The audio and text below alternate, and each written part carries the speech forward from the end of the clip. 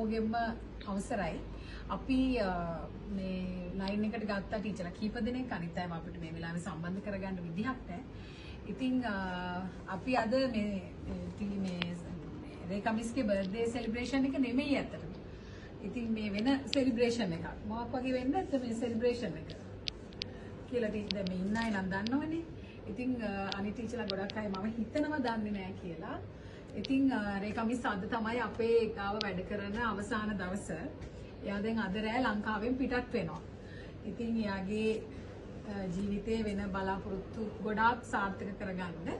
ඉතින් අපි මේ හැමෝම ඔන්ලයින් උත් එකතු වෙලා අපි මෙහෙම ඇවිල්ලා රේඛා මිස් එක්ක ඇතර බර්ත්ඩේ සෙලිබ්‍රේෂන් එකක් තියෙනවා. ඒ කියන්නේ එකක් කරන්න බැරි වුණානේ. ඉතින් ආයෙත් දෙන්න හම්බ වෙන්නේ නැතිනම් දෙකම එකට එකතු කරලා අපි මේ කරන්නේ. ඉතින් අද දවස අපි ඈත් වෙලා ගියාට වසර ගණනාවක් සසංක මිසුත් එක්ක වැඩ කරා. ඊට පස්සේ තනියම නිගම්බු බ්‍රාන්ච් එක වසර ගණනාවක් ඉතාම හොඳින් කරගෙන ඒක විතරක්ම නෙමෙයි මම මේ කියන කතාව. මම හැමදාම කිව්වා ටීචර්ලාට හැමදාම මගේ ගාව ඉන්න බැරි වෙයි. කවදා හරි දවසක යයි. හැබැයි ඒ යන දවසට ලස්සනට පිළිවෙලට මගේ ආයතනයෙන් යන්න. ඒ කියලා මම ලොකු ආදරණීය දයාබර ඉල්ලීමක් ඉල්ලලා තිබ්බා. ඉතින් ඇත්තට මේ ඉල්ලීම මේ විදිහටම සාර්ථක කරලා ඒ විදිහටම කරලා මගේ ආයතනයෙන් ඉවත් වෙන ගුරුවරියා. ඒක තමයි මට ගොඩාක්ම මේ මගේ හදවතට දැනෙන්නේ ඒ කෑල්ල.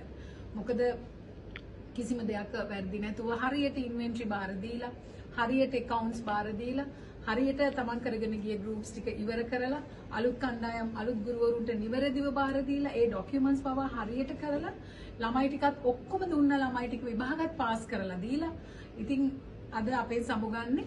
ඉතින් ඒක බොහොම මේ හෘදයාංගමන කාර්යයක් තමයි මේ වසර ගණනාව තුල එයයි මායි කරලා තියෙන්නේ. අනිත් ගුරුවරු අපි හැමෝම එහෙම තමයි. ඉතින් ඒක අගය කරන්න ඕනේ, ඒක කියන්න ඕනේ. මම හැම වෙලෙම කියනවා ආයතන වලින් නික්ම යන්න ඕනේ මෙහෙම තමයි.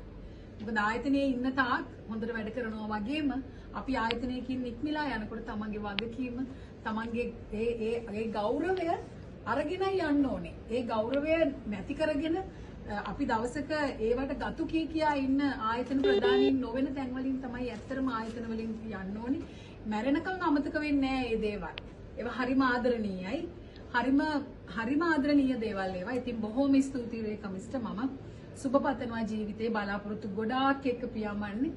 ඒ පියාඹන තැන්වල ඒ සාර්ථකත්වය නිරන්තරයෙන්ම ලැබිලා ජීවිතේ වාසනාවන්ත වෙලා නැවත නැවත අපිට මුණ ගැහෙන්න ලැබිලා ඒ ඉන්න අතර වාරයේදී අපිත් එක්ක කතා කරලා ඒ සම්බන්ධතාව එහෙම්මම තියාගෙන බොහොම ආදරණීය ගමනක් යන්න කියලා මම සුබ පතනවා.